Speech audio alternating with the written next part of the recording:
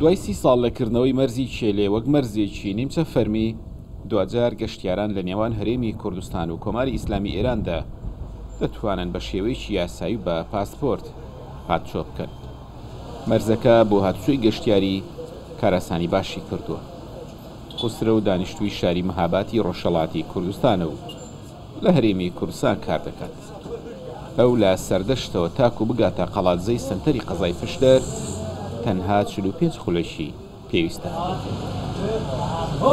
لەمە هاباتی ڕادەینە سەردەشتەیە ساعتێک و نیو ساعتێک بڵند و ساعتێکمان پێ دەچێت لەوێژ ڕاکە دێنی چێلێ نیو ساعتمان پێ دەچێت لە چێلێژ ڕاکە ئیشەکەم لێرە لە قەڵاتزێ بە نیو ساعتی 35 دقەیەک دەگەینە ئێرە زۆریش بۆمە خۆشە زۆری نزیک خۆشە هەم دەبەر پارەکەشدا وانێکی باشترە هەم بۆ ڕێگایەکە شێرێ وەڵا.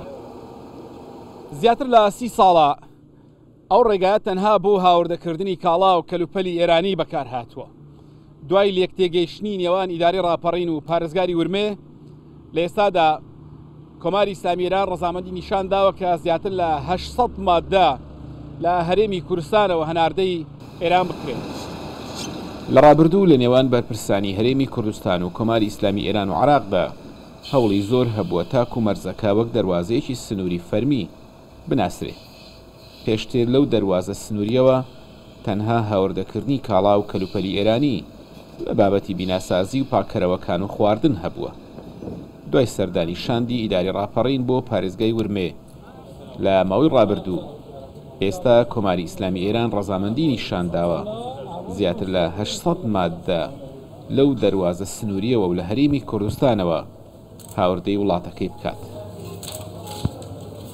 خۆشبەختانە ئێستا حرەکەی تجاری زۆر باشە لە مەرزی چێلێ و هەموو ئەو کاڵانەی کە ئێران خەڵەمکاری پێدەڵێن 840 مادەیە کە زۆربەی خۆی دەبێنەوە لە مەوادی کارەبایەتی ناوماڵ و ئەوانە ڕێگە پێدراوە کە بە گومرگ و بە ڕسمیات داخلی ئێران بکرێواتە هەناردە بکرێت لێلە ئێمەوە و لەلایەن ئێرانیشەوە هەموو کاڵایەکی ئێرانی کە ئێران ڕێگای پێبدا بێتە دەرەوەی وڵاتەکەی ڕێگە پێدراوە و دێوە لە ئێمە.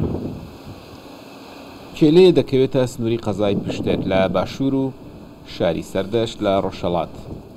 دەواازەکە لە باکووری خۆرهەڵاتی قەڵاتزی هەڵکەوتووە و لە ساڵی 1991 وەک دەواازەیەکی سنووری نافەرمی لە نێوان هەرێمی کوردستان و کۆماری ئیسلامی ئێراندا کراوەتەوە. عارەسەمی کوردستان 24 قەڵاتزێ.